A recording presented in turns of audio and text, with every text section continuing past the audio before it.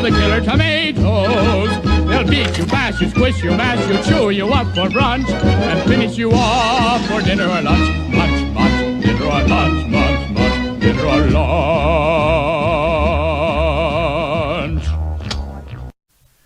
Hola a todos, bienvenidos a Filosofía Clase B, yo soy Oscar.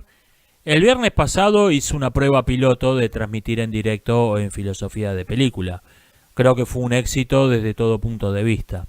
El video quedó bastante bien, se sumó una buena cantidad de público, a pesar de que lo anuncié 15 minutos antes. Intencionalmente quería, si iba a ser un papelón, que lo hiciera para poca gente. Y las reacciones fueron mayormente positivas. Nadie dijo, no, directos, qué porquería. Mayormente todos los comentarios fueron favorables. Así que probablemente ese formato se vuelva frecuente. No va a ser todos los viernes, pero sí va a ser seguido.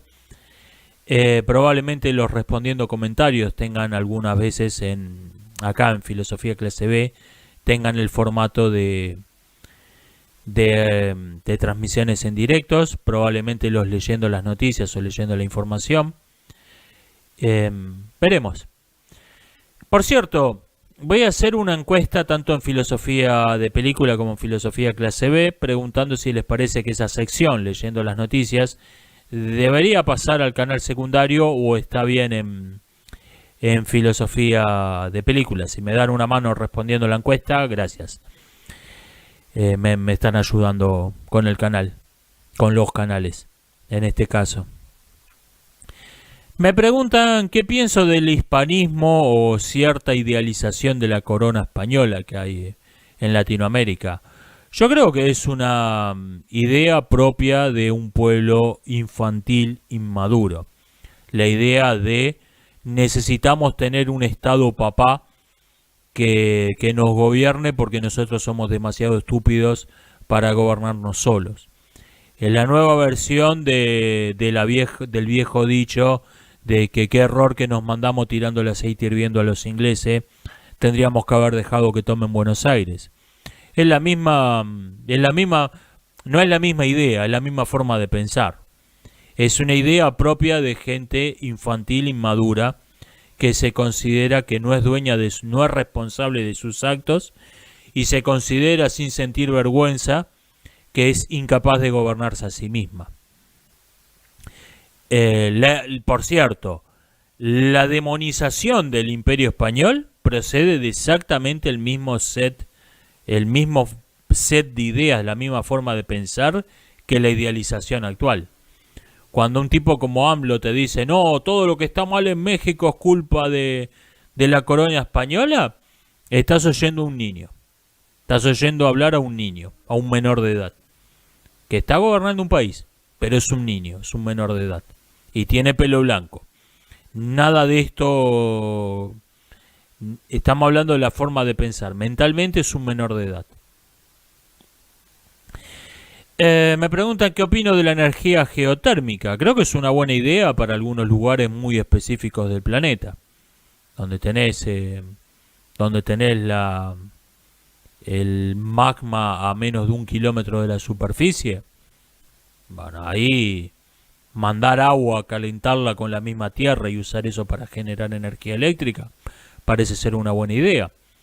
Buenos Aires está construida sobre algo que se llama el macizo de Brasilia, que es básicamente una roca, tiene varios kilómetros de espesor y que rompe las mechas de acero de los taladros. Energía geotérmica en Buenos Aires, ¿cómo? Y además creo que para alcanzar una temperatura decente tenés que perforar como 20 kilómetros. Acá no sirve. Es una buena idea para algunos países. También hay formas menos estúpidas de usar la energía solar que los paneles solares. Está este sistema de concentrar energía con espejos que reflejen la luz solar, con espejos controlados con un pequeño mecanismo, con un motor que lo opera una inteligencia artificial, y te concentran, usando esos espejos, te concentran los rayos solares sobre sobre una torre central que se calienta y eso genera y ese calor se usa para generar electricidad. Esto se llama energía solar concentrada y una planta de un tamaño razonable de ese tipo de energía te puede generar la 10ª parte de electricidad que un reactor nuclear, lo cual no está nada mal. Quiere decir que supongamos una ciudad que actualmente la abastecen 3 reactores nucleares, una central nuclear con 3 reactores, necesitarías 25 o 30 instalaciones de esas torres de energía solar concentrada para reemplazarlo, lo cual suena razonable, no es inviable. ¿Qué pasa? Que también es algo aplicable en algunos países. Kuwait, por ejemplo, está usando mucho esta energía, pero para tener energía solar tenés que tener sol. Hay gente defendiendo ese sistema de generar energía en Inglaterra. You serious?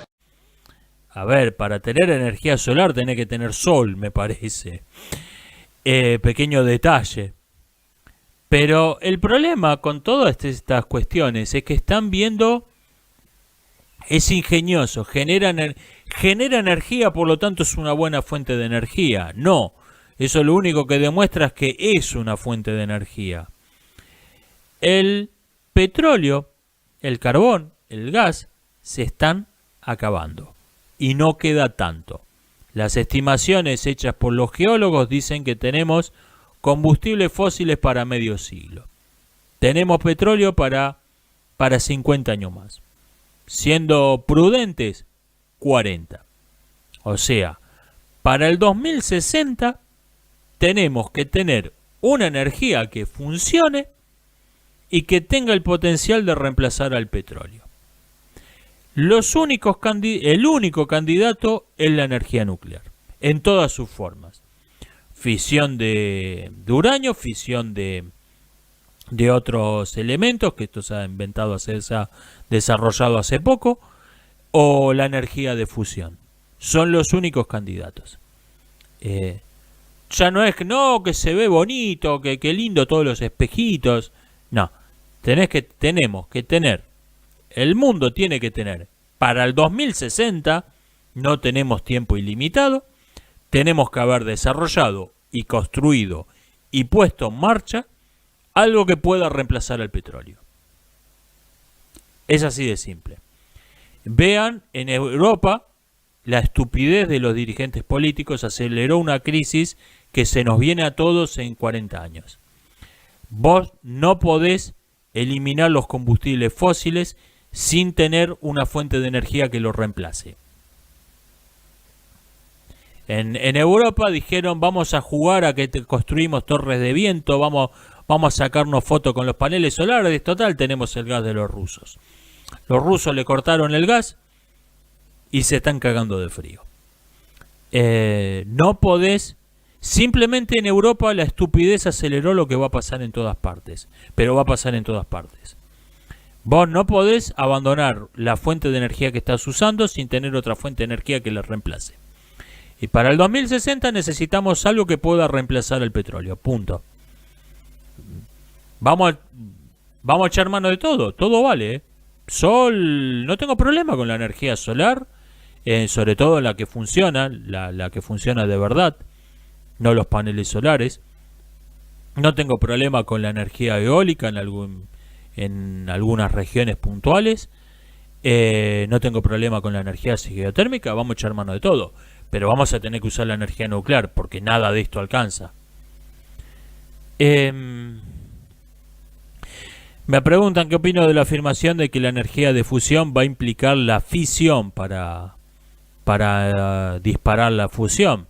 En el uso militar de la fusión nuclear, que por ahora es el único, lamentablemente, esto es así. Se necesita una bomba de fisión para hacer explotar la bomba de fusión, porque es lo único que genera la energía suficiente.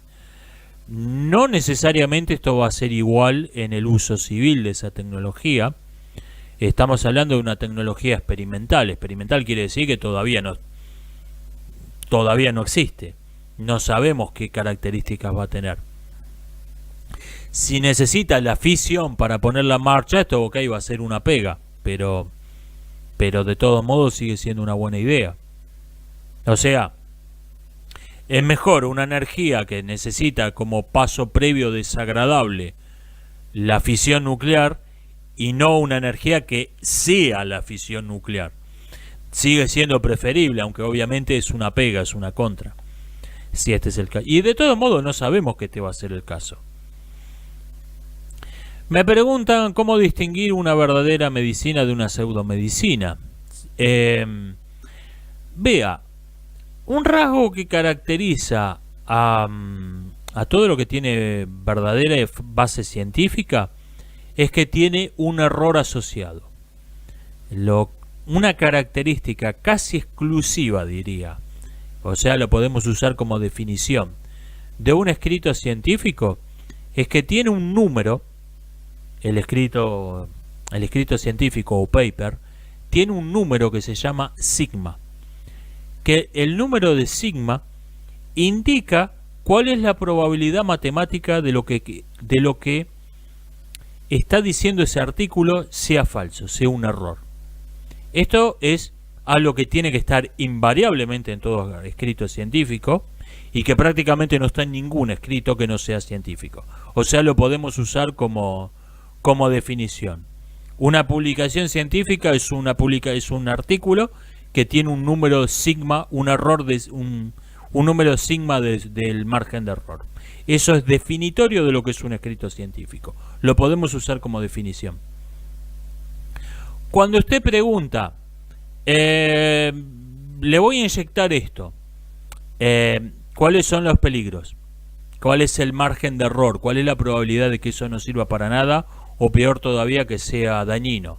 No, es cero infinito. No puede ponerlo en duda. Esto es infalible, es perfecto y no tiene ningún margen de error.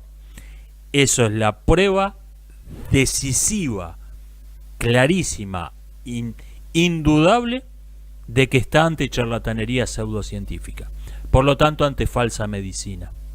Cuando le dicen de un tratamiento médico cualquiera, le dicen que es infalible y que usted no puede ponerlo en duda porque no hay ningún margen de error posible, eso es la prueba decisiva de que no está ante algo científico. Por lo tanto, no está ante verdadera medicina.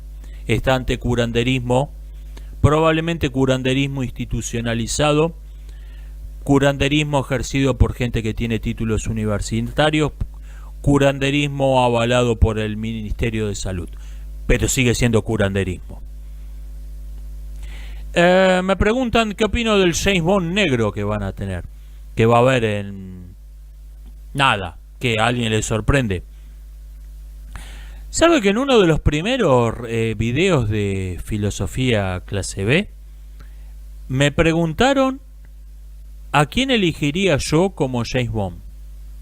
¿Quién sería, si yo filmara una película de James Bond hace un par de años, ¿a quién elegiría?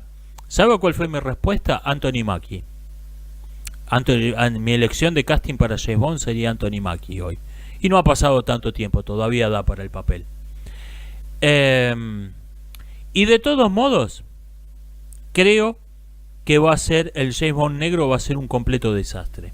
Va a ser una película de porquería, todo el mundo la va a odiar y va a ser un fracaso de taquilla merecido. ¿Hay una contradicción en esto? No.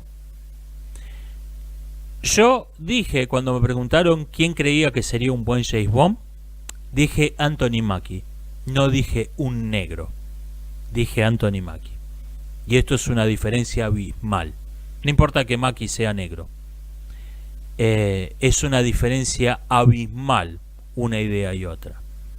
Yo no creo que James Bond sea un personaje, aunque siempre lo representaron actores blancos, yo no veo que sea un personaje que tenga una raza específica o que haya una razón por la que tenga que tener una raza específica. No veo que sea algo que esté establecido.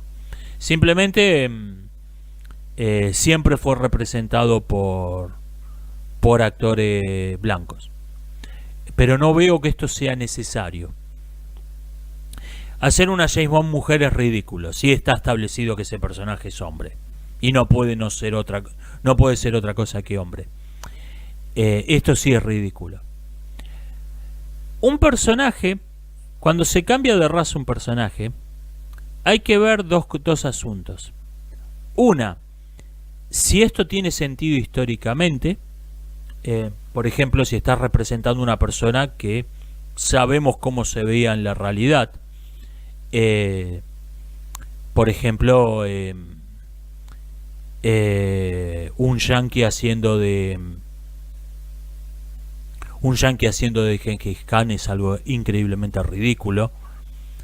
Se ve increíblemente estúpido, porque estás cambiando un personaje que sabemos cómo se veía en la realidad. Y dos, cuando un personaje es ficticio, te lo estás inventando de cero, tiene que haber una razón para que...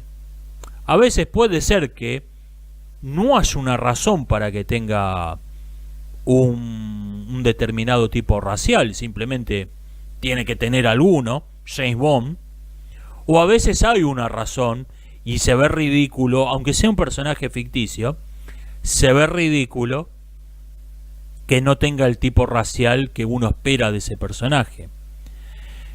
Anthony Mackie como Cristóbal Colón es ridículo. Anthony Mackie como oficial de la SS es ridículo. Pero Anthony Mackie como James Bond te lo compro. El problema es que este estudio partió de vamos a tener un James Bond negro. Quién sea, por qué, no les importa. No les importa. Vamos a tener un James Bond negro por una cuestión de marketing y de activismo político. Y por complacer a las políticas de segregación racial de los estudios de Hollywood. Eso es el indicio inconfundible de que va a ser la elección de casting que elijan, no va a ser razonable, no va a ser Mackie. Les pongo la duda, no tengan la menor duda de que no va a ser una elección de casting razonable de un actor negro que, sí, puede ser este tipo podría ser James Bond. Va a ser absurda la elección de casting. La película va a ser un desastre, va a ser un completo fracaso y van a lanzar la campaña de prensa que ya sabemos, no, que el público es racista y no aceptó, y va a ser un completo fracaso de taquilla. Todo lo cual es predecible. Me dicen, bueno, ahora es el top de la peor película de cada década. Vamos a pasar por alto la década de los 20, donde realmente no he visto tantas películas y las que vi eran buenas. Arranco directamente en los 30. En el top de las mejores arranqué en los 20, pero arranco en los 30. City Girl, chica de Ciudad de Murnau, película de 1930, que mucha gente ha olvidado por respeto a Murnau. Y aunque la parodiaron en un episodio de Futurama, mucha gente no captó que estaban parodiando. Es increíblemente mala esa película. Los 40, El Hombre Lobo versus Drácula.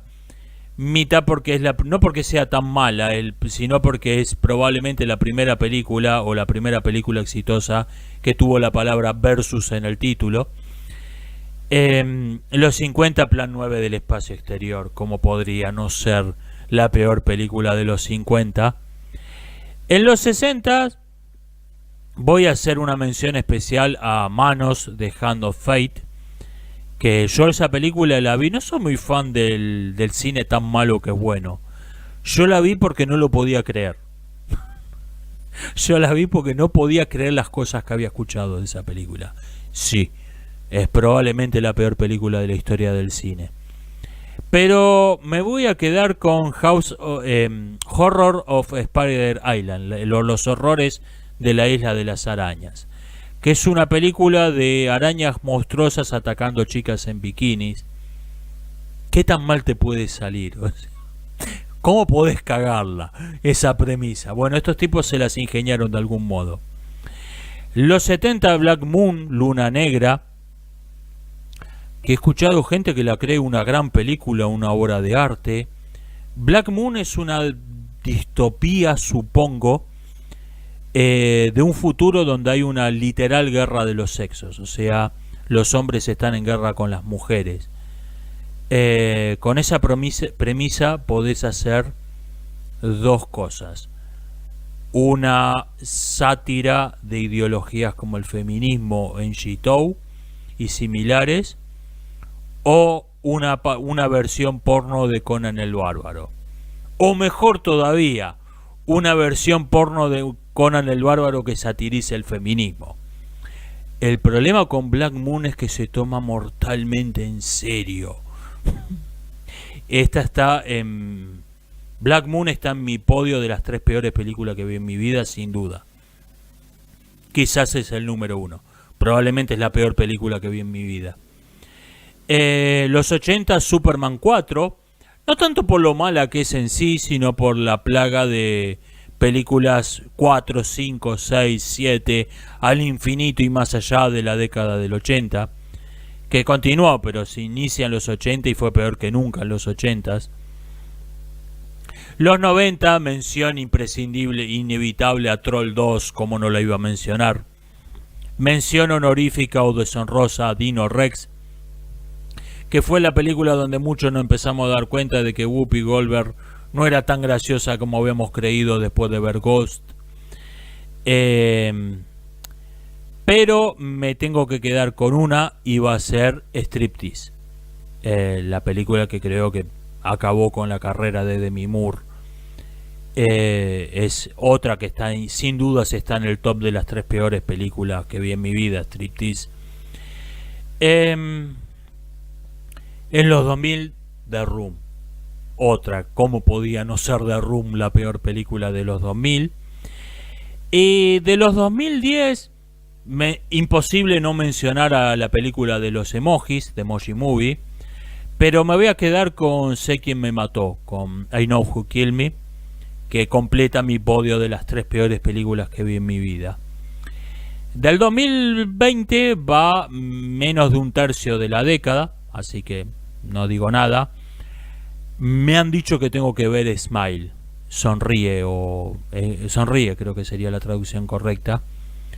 Lo que me llama la atención, porque vi el tráiler y no me pareció algo que... Me pareció una copia descarada de La Llamada, pero no me pareció que se veía tan mal. Me dijo alguien que suele tener buen gusto para el cine, me dijo: tenés que ver Smile. No paré de reírme en toda la película, así que voy a ver, por ahí la veo hoy mismo. Si la encuentro por Roger Cinema, por ahí me la veo hoy mismo. Por curiosidad, porque repito, no soy muy fan del cine tan malo que es bueno, y repito, el tráiler no parece que... No se ve tan mal el tráiler. ¿Qué? Esa es la función del tráiler. Yo comenté del tráiler de Batman que no se veía tan mal, y después vi la película. Ay, Dios mío. Me preguntan, ¿puedo hacer una reseña de Andor sin haberla visto? No, y habiéndola visto, la verdad que es complicado también hacer una reseña. No pasa nada en esa serie. Y ya está por la mitad. A ver, todavía apenas se puede decir que empezó la historia. Me dicen que la abolición era negocio, porque era más barato tener empleados que tener que comprar esclavos y tener que mantenerlos. Esto es un mito histórico. Es como que en la antigüedad o en la Edad Media la sal valía su peso en oro. Párese a pensarlo unos segundos y se va a dar cuenta lo increíblemente absurdo que es cualquiera de esas afirmaciones, de que era más barato contratar empleados, hombres libres, que tener esclavos, o que la sal valía su peso en oro. Piénselo un poco y se va a dar cuenta de lo increíblemente absurda que son esas afirmaciones. Simplemente es algo que uno ha escuchado y por ahí repite en automático, hasta que se lo para a pensar y se no tiene el menor sentido esto. Me preguntan, porque dije que Warner Brothers quemó los negativos de una película. ¿Todavía existen negativos? Existen, muy poco. Algunos todavía los usan, pero Más que nada quedó la expresión de decir quemar los negativos como destruir una filmación. Del mismo modo que quedó la costumbre de la época de cuando los proyectores eran manuales de llamarle metraje a la duración de una película. Porque cuando los proyectores eran manuales, una película por ahí duraba 2 minutos más en un cine que en otro. Entonces lo que tenía sentido, lo objetivo, era cuántos metros de celuloide ocupaba la película. Quedó la costumbre de llamarle el metraje a la duración de una película. Del mismo modo quedó quemar los negativos, aunque ya no se queman los negativos. Quema de libros se está volviendo más bien una... Ya no se queman los libros materialmente, pero ojalá hubieran dejado de existir las quemas. Eso no quiere decir que las quemas de libros hayan dejado de existir, simplemente que tienen otra forma. ¿Qué opino de la afirmación tú eres tu cuerpo? Estoy de acuerdo en que sin mi cuerpo no hay yo, pero yo no soy solo mi cuerpo. Mi cadáver va a ser mi cuerpo y solo mi cuerpo, y mi cadáver no va a ser yo. Mi cadáver no voy a ser yo. ¿Por qué? Porque falta todo lo demás. Que ahora todo lo demás sin mi cuerpo tampoco soy yo. Todo lo demás sin mi cuerpo tampoco soy yo. Esta idea de que uno puede transferir su identidad cargando la información contenida en su cerebro en un pendrive, esto es... no soy yo. Es información con la que podés construir una réplica muy adecuada de mí. Una réplica virtual muy adecuada de mí, pero no soy yo. Un amigo mío hace una reducción al absurdo de esto, donde reemplaza el pendrive por un rollo de papel higiénico. Y dice, bueno, toda la información, agarra un bolígrafo, vamos a poner toda la información que hay en tu cerebro en un rollo de papel higiénico, un código binario. 1000111000. Terminás, listo, el rollo de papel higiénico sos vos. Esa reducción al absurdo muestra lo irracional que es esa creencia de que uno puede transferir su ser a una computadora. Pero sin mi cuerpo no hay yo. Sin mi cuerpo no hay yo. Pero solo mi cuerpo tampoco es yo. Yo soy mi cuerpo y todo lo que acompaña a mi cuerpo mientras esté vivo. Todo lo que está asociado a mi cuerpo mientras esté vivo. Mi conciencia, mi pensamiento, mis recuerdos, etcétera. Me preguntan si voy a reseñar la temporada 6 de Rick y Morty. La estoy viendo. Grata sorpresa. Una serie generalmente tiene 3 destinos posibles. Una serie de televisión. O decae,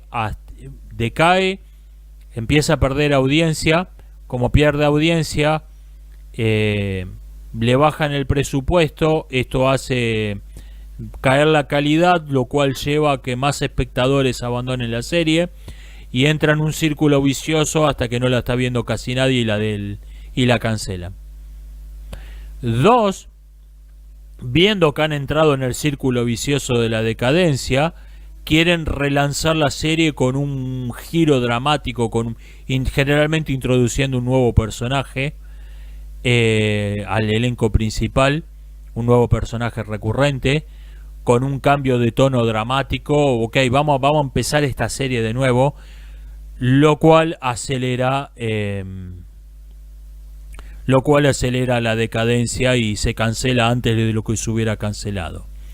Es lo que se llama saltar el tiburón, que por la serie, expresión que procede de la serie Días Felices.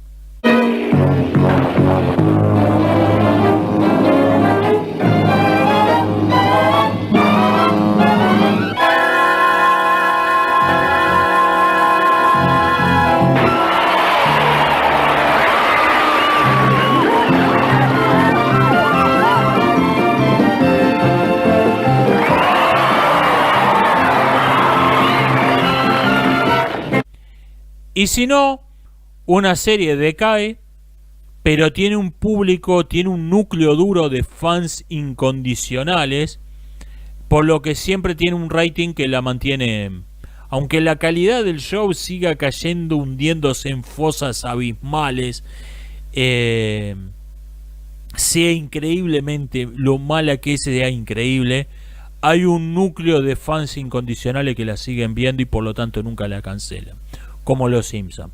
Bueno, yo creí que eso era lo que iba a pasar con Rick y Morty. Yo creí que Rick y Morty iban a ser los nuevos Simpsons, pero no. La sexta temporada ha repuntado creo que está al nivel de las dos primeras, ha repuntado muchísimo. O por ahí, no sé si está al nivel de las dos primeras, pero por comparación con las últimas 3 temporadas lo parece. La tercera, cuarta y quinta fue una continua pendiente abajo. Cada una fue peor que la anterior. La quinta temporada creo que fue la peor con diferencia de Rick y Morty. Pero no, la sexta temporada está, la estoy viendo, me la estoy pasando bien, me estoy divirtiendo. La economía es una ciencia, me preguntan. Tiene un inconveniente, tiene un serio problema para cumplir con la definición de ciencia, y es que su objeto de estudio es cambiante, y peor todavía, puede ser cambiado por la propia teoría. La teoría económica puede cambiar la economía. Entonces, esto repito, como dije en el caso de la sociología, que no se puede hacer ciencia en sentido estricto, no quiere decir esto no es ciencia, por lo tanto vale todo. Desde luego, hay escritos que tienen una actitud científica, que tienen un intento de aplicar los principios de la ciencia al estudio de la economía, mucho más serios que otros. No quiere decir, bueno, no es ciencia, por lo tanto vale todo. Hay niveles. ¿Qué pienso del mensaje ecologista de Wall-E? Yo no estoy seguro que esa película tenga un mensaje ecologista. Tampoco entiendo muy bien de qué va. Esa película la vi, me pareció una película de 2 robots que se enamoran para una película animada de Pixar de 2 robots que se enamoran. La volví a ver y me pareció una película más rara. La volví a ver una tercera vez y me pareció una película rarísima. O sea, esa película cada vez que la vuelvo a ver me parece más extraña que antes. La verdad que no sé de qué va Wall-E. Hay una teoría de fan que alguien decía que Wall-E es el diablo. Esto, cuando lo escuché por primera vez, me pareció una teoría de fan. Ok, nadie se las toma en serio, pero son divertidas. Pero con lo que sabemos hoy de Disney y Hollywood en general, hay que planteárselas ese tipo de teoría de fan. Porque tiene sentido. Eva se llama Eva por Eva.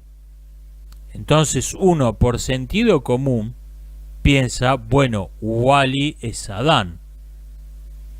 Pero cuando lo pensás un poco, te das cuenta que no, Wall-E es la serpiente. Wall-E es la serpiente. Es decir, en una analogía con el mito de la expulsión del paraíso, que es totalmente consciente, totalmente intencional, y lo revela el hecho de que le pusieron Eva a un personaje. Te revela que es totalmente consciente, totalmente intencional. Y con esa metáfora, que es totalmente consciente, totalmente intencional, Wall-E es la serpiente. Wall-E es la serpiente que entra en el paraíso, descolado. No sé, es una película muy rara. Es una película de Pixar que fue un éxito sobre 2 robots enamorados. Cuando te pones a escarbar la superficie, es una película muy extraña. Tiene un subtexto muy extraño esa película. Alguien me dice que vio un documental donde hablaban de la hipótesis de que el rock fue un invento de la CIA y decían que era una teoría de conspiración y se reían de la teoría de conspiración al mismo tiempo que te iban dando todas las evidencias que te mostraban que era verdad.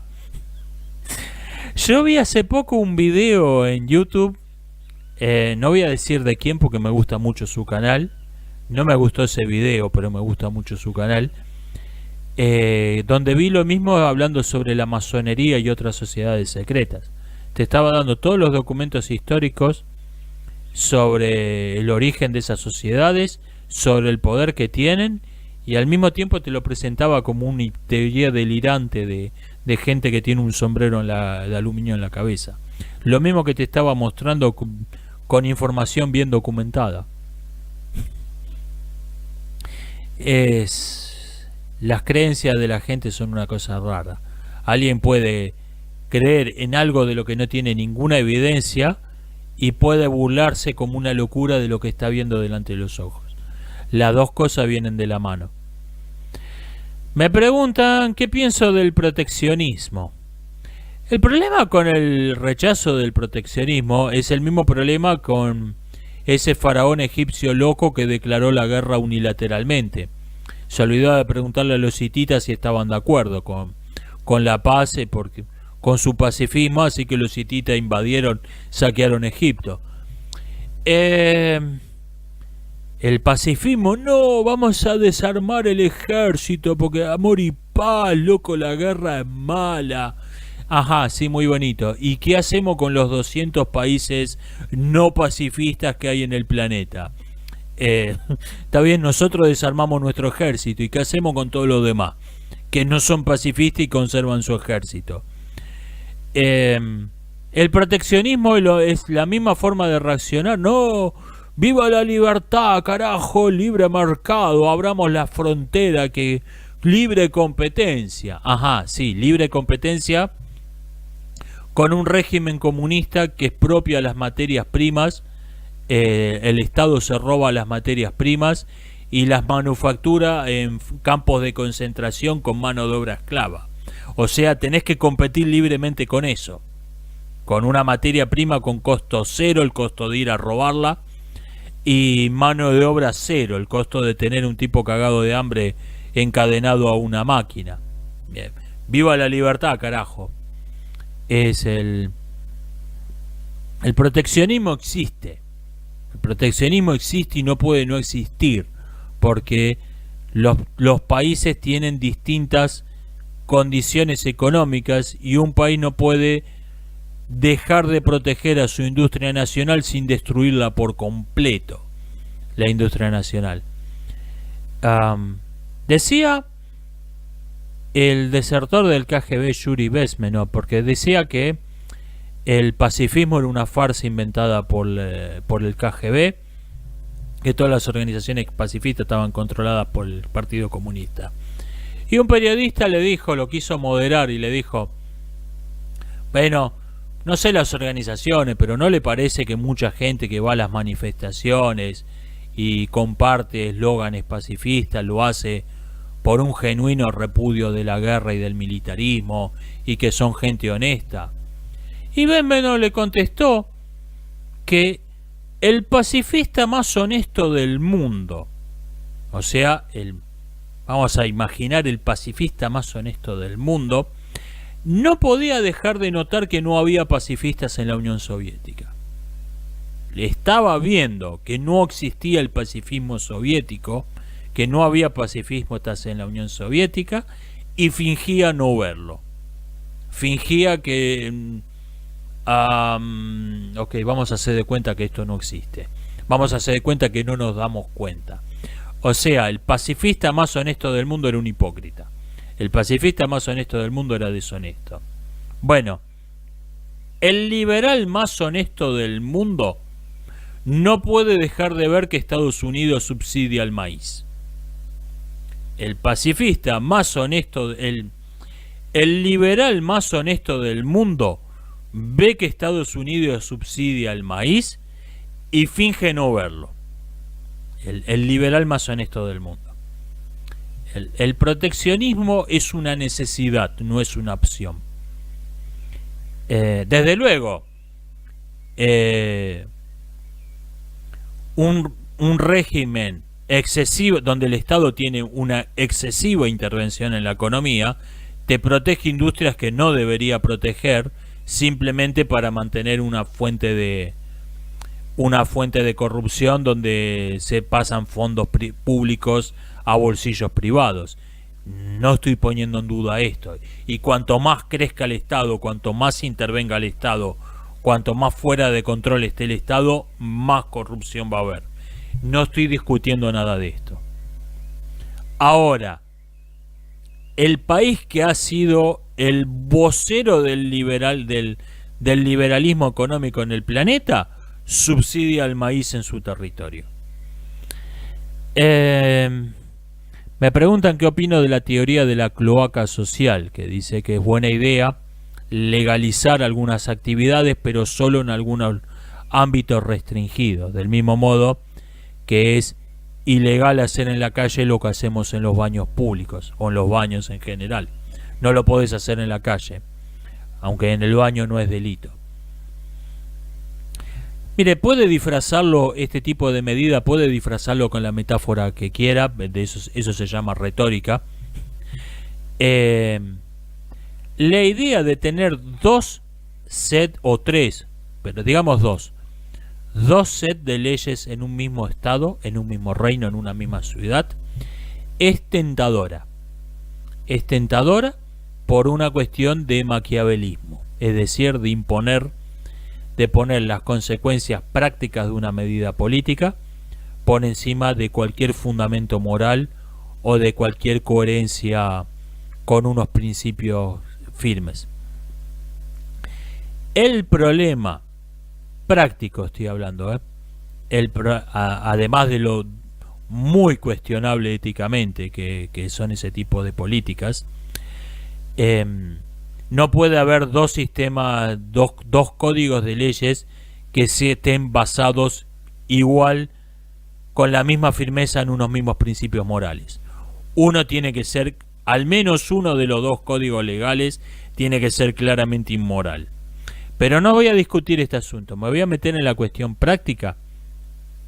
Cuando un país tiene dos códigos de leyes, dos sistemas legales, o como en el caso de Estados Unidos entre 1973 y 2022, tiene dos mecanismos para sancionar nuevas leyes. Tiene dos mecanismos, uno el Congreso y un Congreso paralelo clandestino, prácticamente no electo. No clandestino, un Congreso paralelo que no votó nadie, pero que tiene el poder de sancionar leyes. Cuando tenés dos códigos de leyes o dos mecanismos para sancionar leyes, vas a terminar teniendo un doble Estado. Vas a terminar teniendo dos sistemas burocráticos estatales, uno encargado de aplicar cada ley, o un Estado esquizofrénico, y necesariamente uno de esos dos subestados o semiestados va a terminar tomando el poder y va a terminar imponiendo un solo código de leyes sobre todo el territorio. Probablemente el peor de los dos. O sea, es una muy mala idea. Es una muy mala idea. Todo proyecto que se base en la idea de tener dos leyes, vamos a hacer en las colonias lo que es ilegal hacer en la metrópoli. Vamos a crear un puerto donde sea legal hacer lo que es ilegal hacer en todo el resto del territorio. Vamos a crear barrios, o vamos a crear un barrio con luces rojas donde sea legal hacer lo que es ilegal en el resto de la ciudad. Todo eso termina en el desastre. Invariablemente ha sido el efecto práctico de esas ideas maquiavélicas de tener dos códigos legales, ha sido desastroso. Invariablemente. Porque repito, ¿por qué? Porque te crea dos estados paralelos, dos estados que están gobernando sobre un mismo territorio. Uno va a terminar desplazando al otro. No puede terminar de otro modo eso. Me hablan del efecto Tiffany. Yo había pensado esto, lo había notado, pero no sabía que tenía nombre. El efecto Tiffany se llama así, es cuando algo que es históricamente adecuado se siente como históricamente inadecuado. Por ejemplo, cuando alguien ambienta una historia en la Europa medieval, suele evitar el nombre Tiffany porque le parece que se siente demasiado moderno, aunque en realidad era un nombre de mujer bastante común. Había un montón de mujeres llamadas Tiffany en la Edad Media Europea. Yo había notado esto en películas como Amadeus o 1492, Conquista del Paraíso, que son películas que tienen fama de ser históricamente inadecuadas, precisamente porque no lo son, porque muestran de modo adecuado los hechos que tratan, contradiciendo un montón de mitos populares sobre la conquista de la isla a la española o sobre la vida de Amadeus Mozart. Decía algo interesante Matt Groening, que el dibujante de Los Simpson. Decía que había un episodio de Los Simpson que tiene un error histórico. Los lapidaron por eso. Internet explotó de comentarios.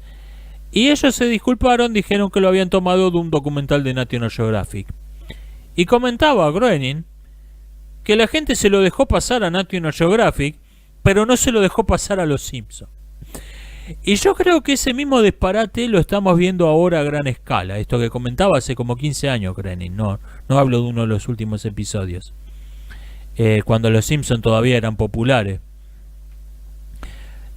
Una película, vos en los 60 podías filmar una película de piratas que mostrara a un pirata traficante de esclavos, una escoria, una basura humana como Francis Drake, lo mostrara como un héroe. ¿Por qué? Porque era una película de piratas, a nadie le importaba un carajo, nadie se lo tomaba en serio.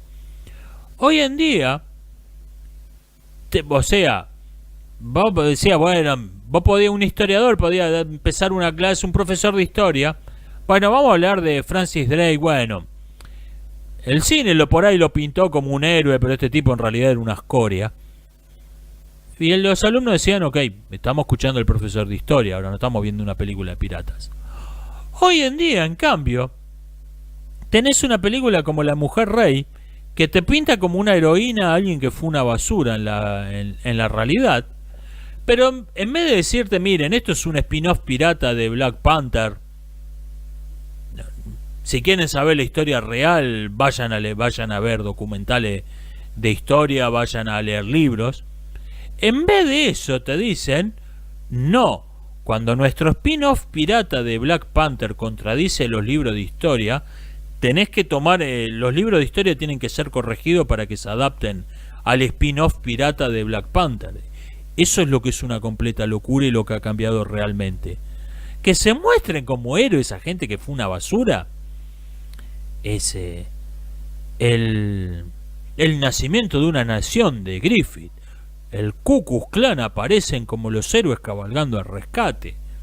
Y me dirán, no, que la gente de esa época consideraba al Ku Klux Klan una basura, un basurero humano. La gente de 1911, salvo el Ku Klux Klan y unos cuantos más, obviamente. Pero ya la gente de esa época consideraba a esos tipos basura humana. Lo que pasa es que nadie se tomaba muy en serio una película. Eso es lo que cambió. Hoy en día se está tomando más en serio el spin-off pirata de Black Panther que lo que debería tomarse en serio, que lo que se enseña en las escuelas, que lo que se publica en libros con sellos como el Museo Smithsoniano, lo que se debería tomar en serio. Nadie le da pelota. No, pero el spin-off pirata de Black Panther no tiene errores históricos, qué barbaridad. Repito, todo el mundo, los realizadores, el público, todo el mundo se está tomando más en serio lo que no debería tomarse en serio de lo que sí debería ser importante. Me piden que ponga un ejemplo de obra compleja narrativamente. Mire, no voy a irme a Shakespeare, Dostoyevsky. y otros ejemplos obvios. Les cito varias películas de la década del 90. El hombre bicentenario, Forrest Gump, La vida es bella, Leyendas de pasión. No le estoy hablando de películas de cerebro grande, de Big Brain Movies. Le estoy hablando de blockbusters, de películas hechas para reventar la taquilla. Tenían un desarrollo de personaje, una complejidad argumental que hoy en día no la tienen ni películas que posan de intelectuales, ni por casualidad la tienen películas que posan de Big Brain Movies hoy. Y estamos hablando de blockbusters. Hasta Titanic, la volví a ver hace poco, no es una película tan estúpida como yo recordaba. Y estamos hablando de Titanic. Tiene un desarrollo de personaje, tiene una narración coherente y bastante compleja. Relativamente, ¿no? O sea, no estoy diciendo que Titanic sea una obra maestra del cine. Me preguntan, ¿pienso que puede haber una guerra mundial? Sí. Si este conflicto escala, el conflicto en Europa del Este escala a un conflicto a gran escala mundial, va a haber historiadores que fechen el inicio antes de octubre de 2022. O sea, van a decir que hoy la Tercera Guerra Mundial ya había empezado. Por ejemplo, yo creo que muchos historiadores la van a fechar en la anexión del este de Ucrania a Rusia, que esa fue la declaración de guerra. Yo creo que no. Yo creo que es una declaración de nos importa un bledo ir a la guerra. Pero la declaración de guerra creo que va a ser la anexión de Ucrania a la incorporación de Ucrania a la OTAN. Creo que esa sería la declaración de guerra.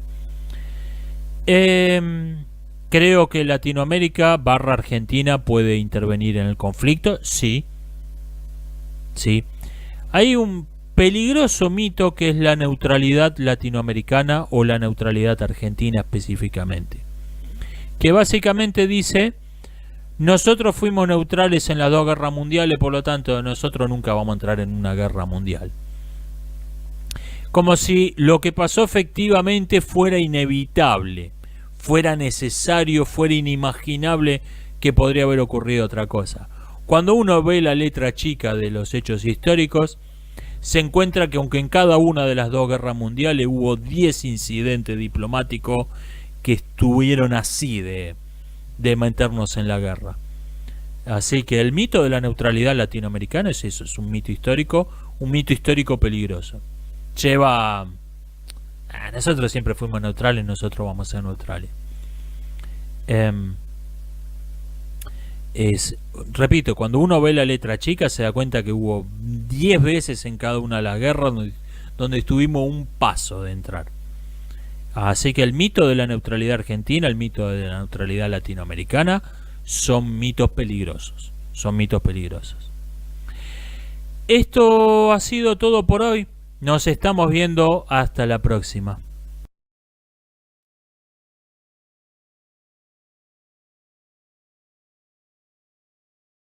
Allah Akbar!